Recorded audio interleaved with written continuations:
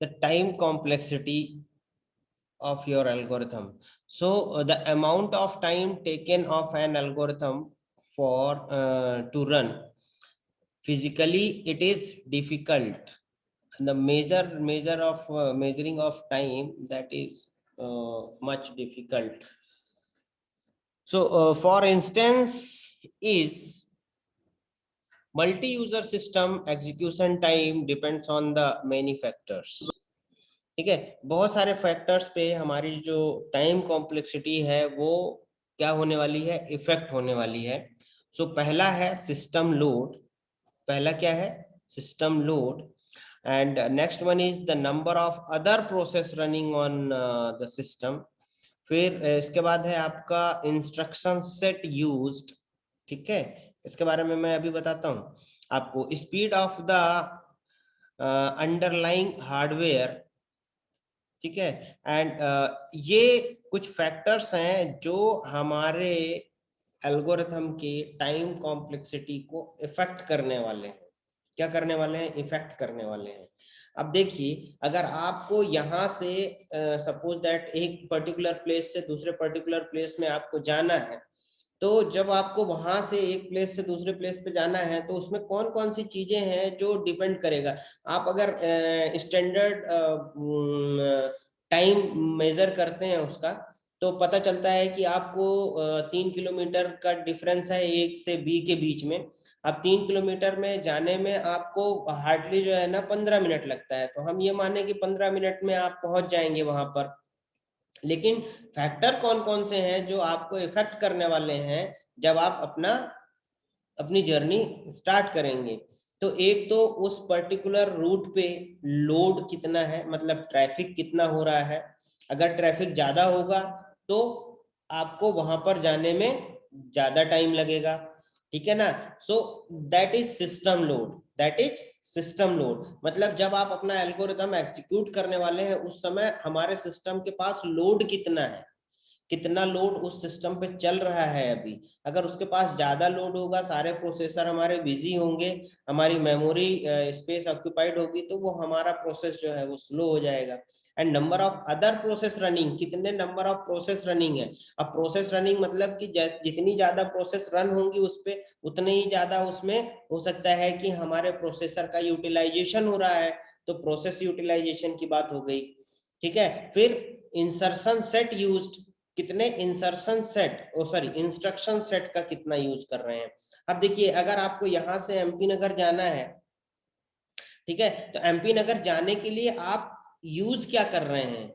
आप यूज कर रहे हैं भाई बाइक यूज कर रहे हैं, पब्लिक ट्रांसपोर्ट यूज कर रहे हैं, कार यूज कर रहे हैं, बाइसिकल यूज कर रहे हैं. किसके थ्रू आप जो है ना ट्रेवल करना चाह रहे हैं.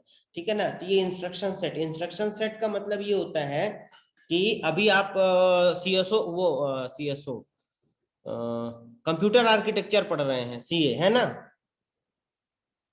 Yes, yes sir. Computer architecture पढ़ रहे हैं. तो कंप्यूटर आर्किटेक्चर में अभी आप पढ़ेंगे इंस्ट्रक्शन सेट.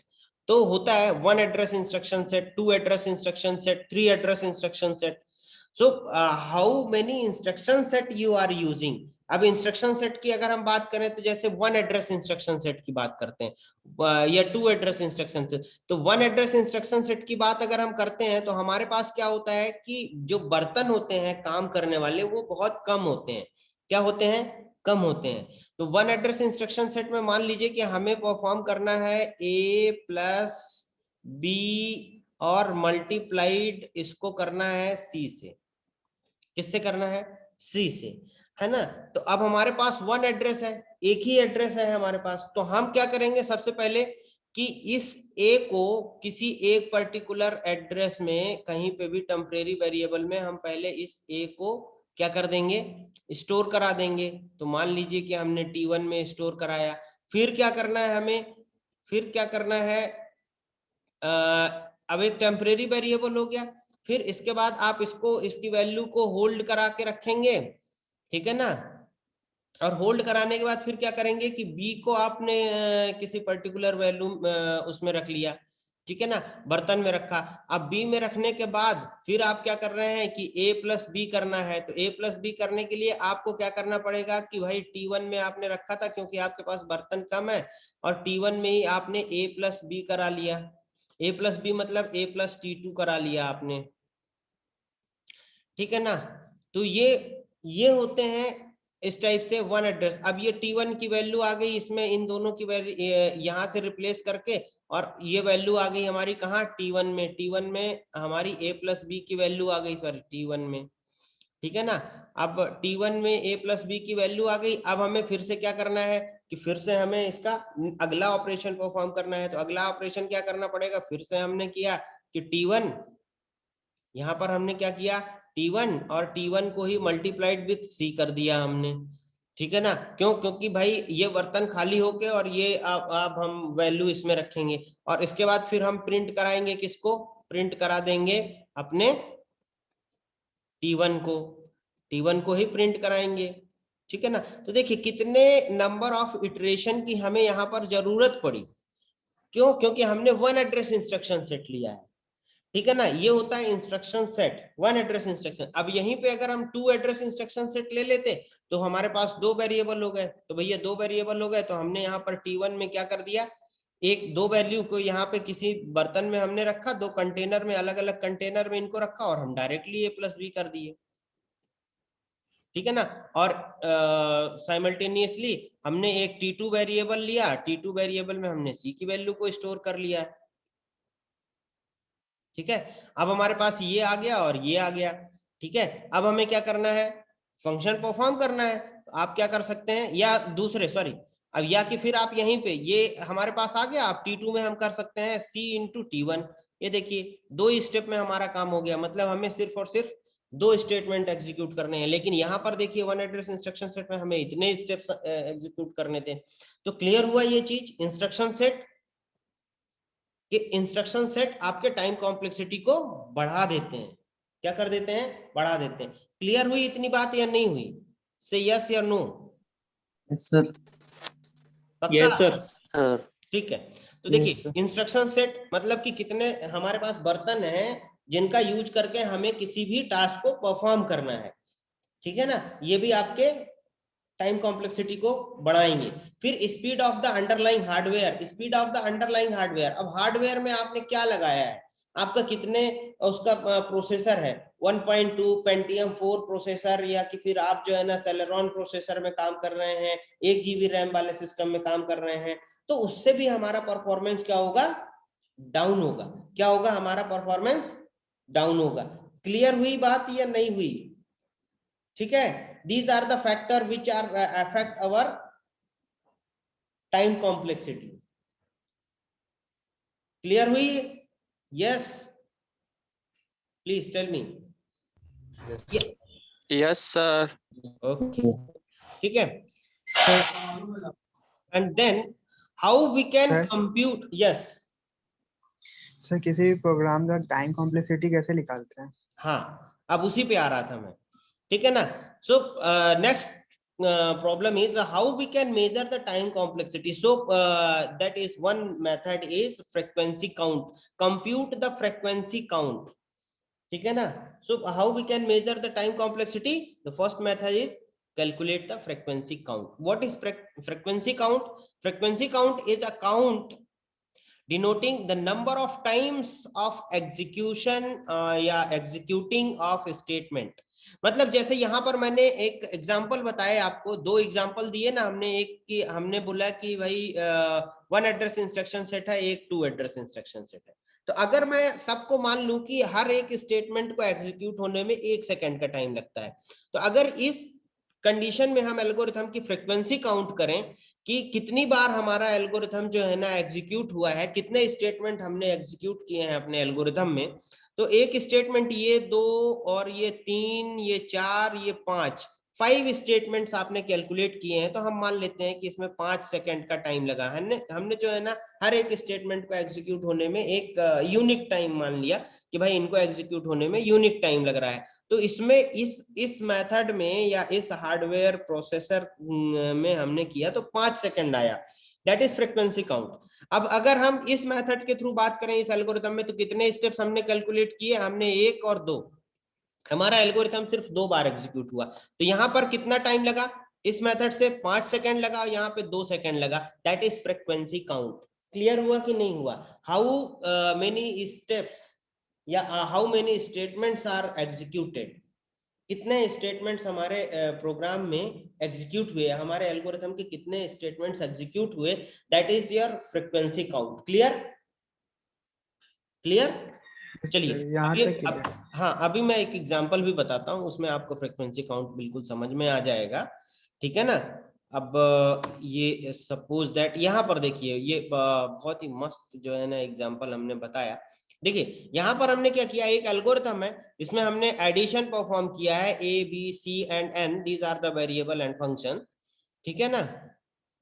और हमने क्या किया, फॉर लूप लगाया है, for the value is initialised from 1 to n and compute the n numbers का एडिशन कंप्यूट कर रहा हूं मैं, ठीक है ना। तो अब यहाँ पर देखिए ai प्लस बी आई, अब यहाँ पर नंबर अपने आते जाएंगे और वो ऐड होते जाएंगे, ठीक है ना। अब एरे आई में जो भी वैल्यू होगी वो आएगी, और बी आई में जिस पोजीशन में जो भी वैल्यू होगी, और वो तीनों जो है ना यहाँ आके स्टोर होने वाले हैं। तो देखिए सबसे पहला यहाँ पर स्टेप नंबर फर्स्ट क्या हुआ, इनको हम अगर निगलेक्ट कर देते हैं, इसको हम नहीं लेते हैं, तो i इज इक्वल टू 1, सबसे पहले i को एक वैल्यू अलॉट हुई, इनिशियल वैल्यू, ये पहला स्टेटमेंट हमारे एग्जीक्यूट होगा हमारे एल्गोरिथम का। ये क्लियर हुआ कि नहीं हुआ? से यस या नो? Yes sir. ओके, अब देखिए यहाँ पर फिर कंडीशन देखेंगे हम, condition if i is greater or equal to n, go to the end of loop, ठीक है ना। अब i अगर ग्रेटर देन है किसके, n के, तो ये भी आपका एग्जीक्यूट होने वाला है या नहीं होने वाला है? बिल्कुल एग्जीक्यूट होगा, आपकी कंडीशन एग्जीक्यूट हो रही है। फिर इसके बाद आप क्या कर रहे हैं कि एक पर्टिकुलर एरे की वैल्यू को किसी टेम्परेरी कंटेनर में स्टोर कर रहे हैं, यहाँ पर एक टेम्परेरी कंटेनर, तो मतलब एक स्टेटमेंट ये एग्जीक्यूट हो रहा है, एक स्टेटमेंट ये एग्जीक्यूट हो रहा है। अब यहाँ पर ये एक स्टेटमेंट मतलब कि एडिशन हो रहा है, मतलब इंटरमीडिएट रिजल्ट आपका जेड में स्टोर हो रहा है। क्या स्टोर हो रहा है? इंटरमीडिएट रिजल्ट स्टोर हो रहा है, और वो इंटरमीडिएट रिजल्ट आपका एग्जीक्यूट होके यहाँ पर पहुंच गया। तो ये स्टेप्स हो गए, ये एक ये 1 2 3 4, ठीक है। और इसके बाद है आई का इंक्रीमेंट है, और गो टू द नेक्स्ट, और एग्जिट हो गया, ठीक है। तो अब यहाँ पर देखिए कि हमने क्या किया है कि b into N plus 2n plus n plus 1 plus n, ये इसका जो है ना फ्रीक्वेंसी काउंट है, ठीक है ना। अब b क्या है, what is b? b is the instruction in the body, जो इंस्ट्रक्शन एग्जीक्यूट हो रहे हैं हमारी बॉडी के अंदर। कौन सी बॉडी? ये जो हमारी बॉडी है, इसके अंदर इंस्ट्रक्शंस जो भी एग्जीक्यूट हो रहे हैं, ठीक है ना। तो अब बी नंबर ऑफ इंस्ट्रक्शंस कितने एग्जीक्यूट हो रहे हैं, तो हम कितने मान लें कि भैया एक तो ये हो रहा है और एक ये हो रहा है, ठीक है ना। तो 1 2 और कौन सा, ये 3 और ये 4, ठीक है ना। तो 4 तो 4 यहाँ पर हम ले लेते हैं कि 4 नंबर ऑफ इंस्ट्रक्शंस जो भी हैं वो एग्जीक्यूट हो रहे हैं, ठीक है। अब n क्या है? n नंबर ऑफ, जितने नंबर ऑफ हमने वैल्यूज दी हैं वो n, लेकिन अब यहाँ पर मान लीजिए कि हमने दे दिया सपोज दैट n की वैल्यू 5 दे दी। क्या दे दी हमने? n की वैल्यू 5 दे दी। तो यहाँ पर ये आ जाएगा इंटू 5। अब इंटू 5 क्यों दिया हमने? इंटू 5 क्लियर है, ये इंटू 5 दिया सही है? नहीं है। क्यों? क्योंकि अगर हमने 5 दिया है तो i की वैल्यू हम 1 से इनिशियलाइज कर रहे हैं, और 1 से लेके और ये कहां तक जाएगा? 5 तक जाएगा, 1 to 5 जाना है। तो 1 2 3 4 एंड 5, कितने स्टेप्स हुए? 1 2 3 4 5, है ना। 0 हमने काउंट नहीं किया, तो चलो ये 5 हो गए। तो यहां पर हमने लिखा 4 into 5 प्लस, अब यहां पर लिखा है 2n। 2n क्यों लिखा? क्योंकि ये जो है ये दोनों n टाइम्स एग्जीक्यूट होने वाले हैं। जितनी बार मतलब n टाइम्स मतलब 5 बार, है ना। 5 बार ये भी एग्जीक्यूट होगा और 5 बार ये भी एग्जीक्यूट होगा, क्योंकि जितनी बार ये अंदर आएगा उतनी बार ये इसको एग्जीक्यूट होना ही है। ये क्लियर हुआ या नहीं हुआ? प्लीज बताइए मुझे। Yes sir. ठीक है, तो देखिए सर वो हमने n क्या है वहां पर? सर एक बार फिर से बता दीजिए सर। n मतलब n जो आपने वैल्यू दी है, फॉर लूप में आपने वैल्यू दे दी ना, यहाँ पर n मान लेते हैं हम कि 5 है। अच्छा, टाइम खत्म होने वाला है हमारा, फिर से रिज्वाइन करिए आप लोग प्लीज, ठीक है ना, फिर से रिज्वाइन कर लीजिएगा अगर किसी और की क्लास नहीं होगी तो।